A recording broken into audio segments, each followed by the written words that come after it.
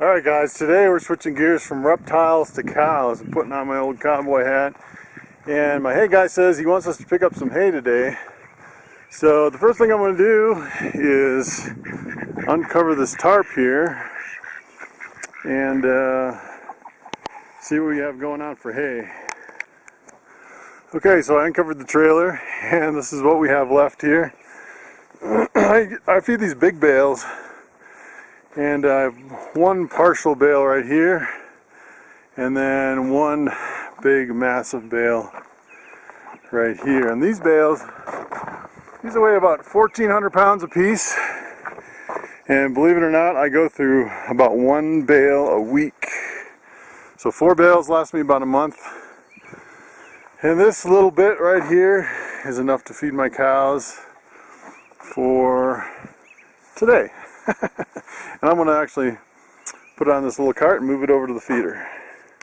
Alright guys, so I moved that last bit of the hay up into here. This feeder was totally empty, and look at how much that hay expands. And these cows are loving it. And before we start anything else, I have some straggler ducks out here. I usually let them come out and run around. These guys are pretty funny, but make sure there's no other ones. And all I have to do is walk behind them, and they just go right back in. They're pretty well trained. These guys are hilarious. I love these ducks. And actually, if they're left on the wrong side of the fence, we have too many predators around. So let me close this.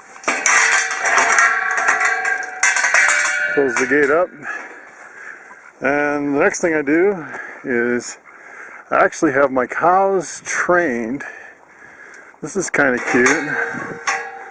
So Iris, she's my milk cow. And I have to actually feed her about 20 pounds of grain per day to keep her body condition. And she knows it, and all the other cows know it. Come on, Iris.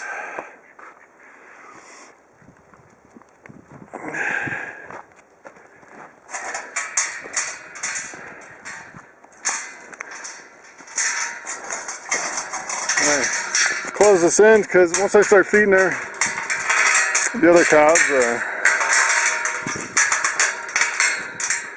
they know it's time for grain.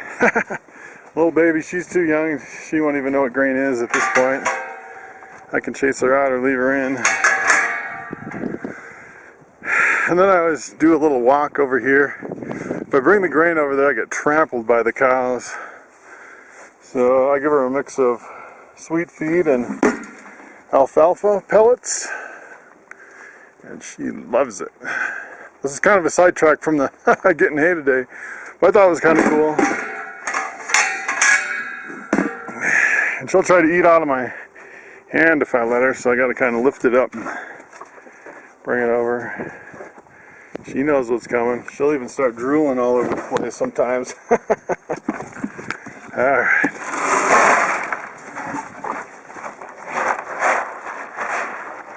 There she is, chowing down the food. And then all the other cows stop mooing because they know Iris is getting grain, it's no fair. She's such a spoiled girl. If I don't give her grain, her backbone sticks out and her ribs stick out, and it's awful. And talk about the efficiency of beef cattle. These guys can eat anything and keep their weight on. They even eat weeds.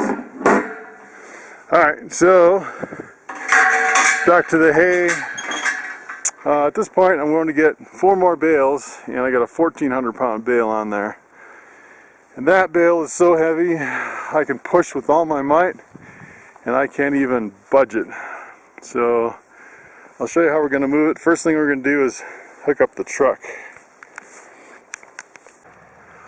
Alright, so this is literally the poor man's method of unloading hay.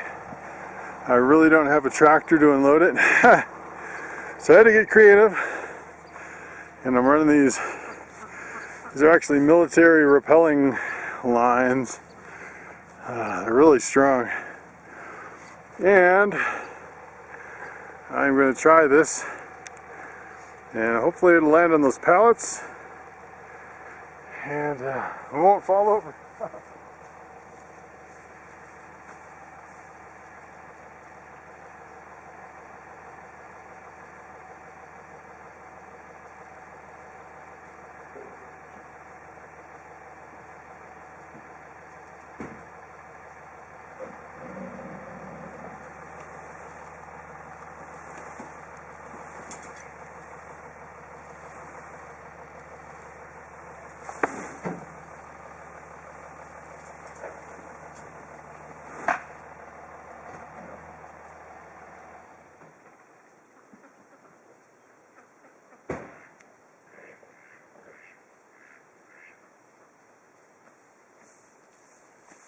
Alright, that was perfect.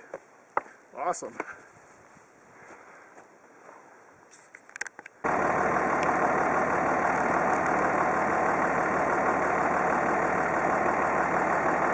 Alright guys, well, I'm all packed up. I got the hay up there covered, and I'm ready to go for a ride to get some hay. And it's actually a pretty long trip. It takes about 2.5 hours to get there. Way down in Canyon City. So it is a wild ride going down there, and I'll show you some little video clips along the way.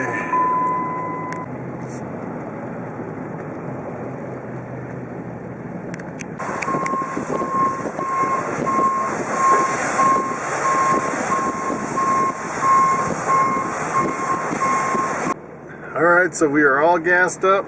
GPS says we'll get there in 2 hours, about 2:30. Got some emergency food for the trip, and here we go.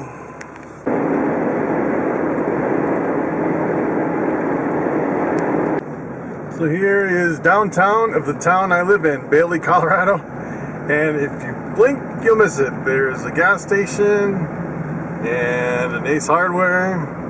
And that's it. So here we're going over Kenosha Pass, and what's unique about Kenosha Pass is the elevation is the highest point. We're about 10,000 feet up here. The air is pretty thin. Now this is pretty awesome. As we come around this curve, we basically come out of the mountains and into the kind of a flatland landscape in the middle of the mountains, which is really weird because there's no trees. It just opens up. It's a completely different landscape, and you have the snow-capped mountains, and this is basically the beginning here of going into no man's land.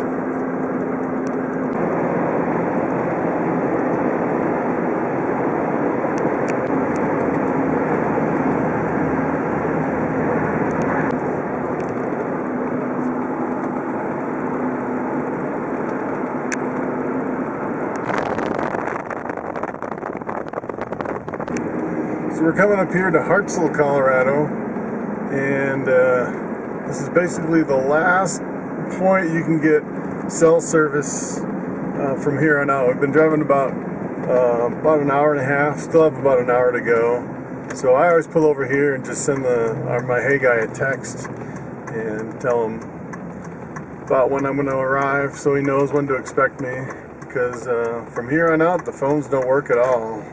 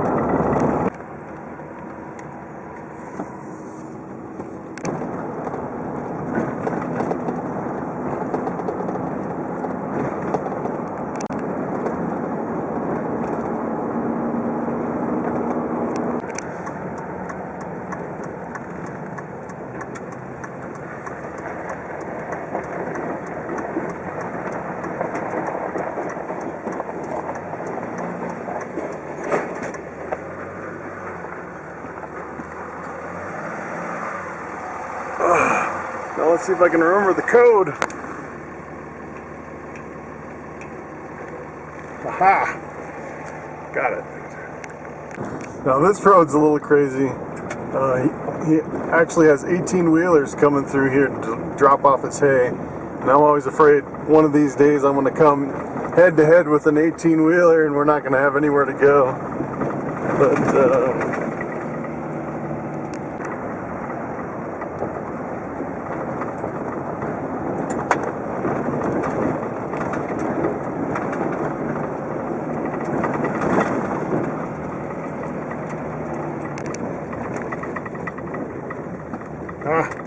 I made it to the hay.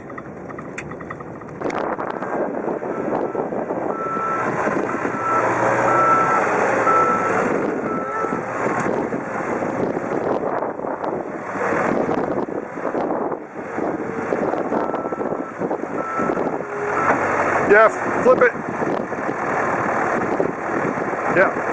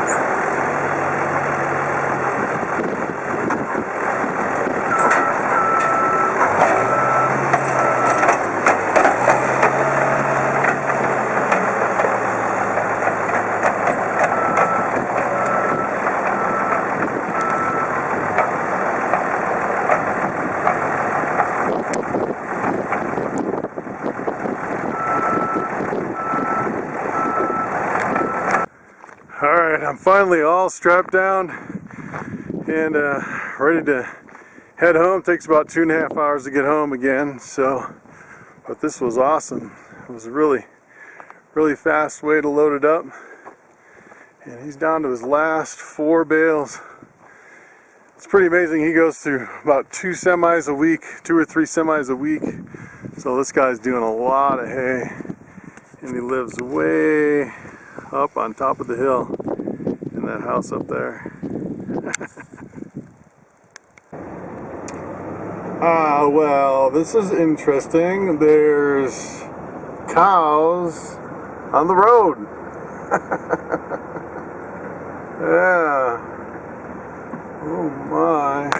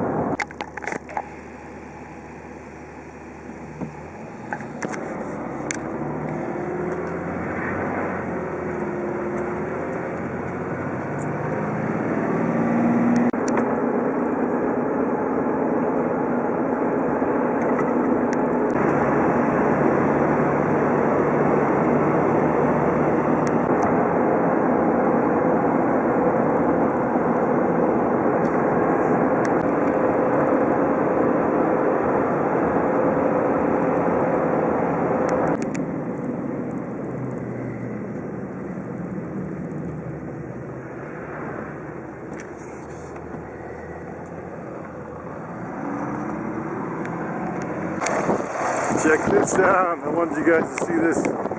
Actually getting out of the truck for this one. He's a little spooked. Awesome.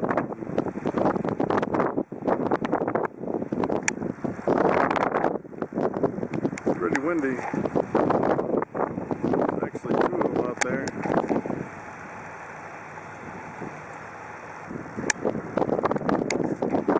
So cool.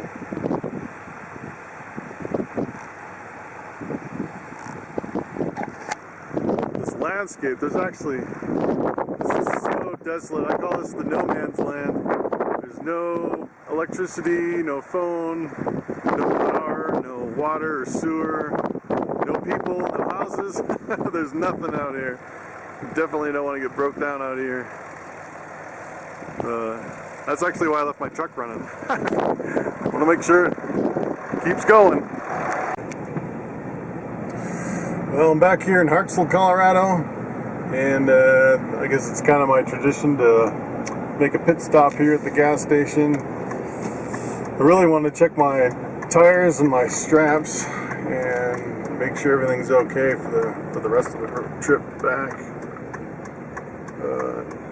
Usually I don't get gas, I just jump in and grab something to drink.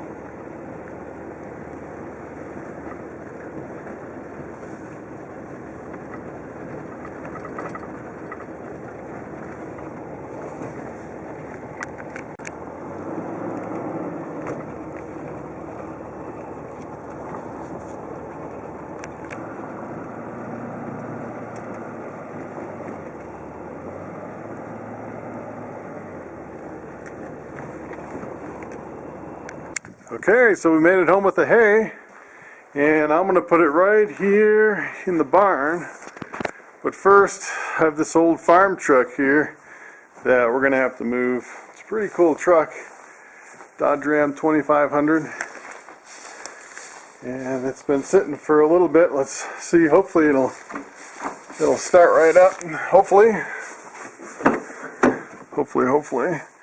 This thing has a monster lift on it. Oh. Alright. So let's see if she'll start up. Alright. It's a pretty crazy truck.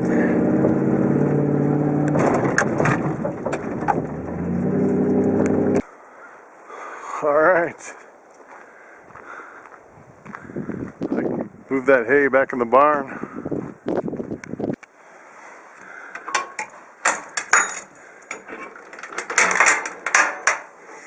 Alright guys, so that's it. I'm just going to let this sit here till next week after that other bale's used up. And got plenty of room on all four sides here. So that should be fine, just sitting right there. It's out of the weather. So thanks for joining me. Maybe next month when I do it again, I'll shoot some more video. Maybe we'll find something interesting along the way. Alright, glad you joined me in this trip. Thanks for watching.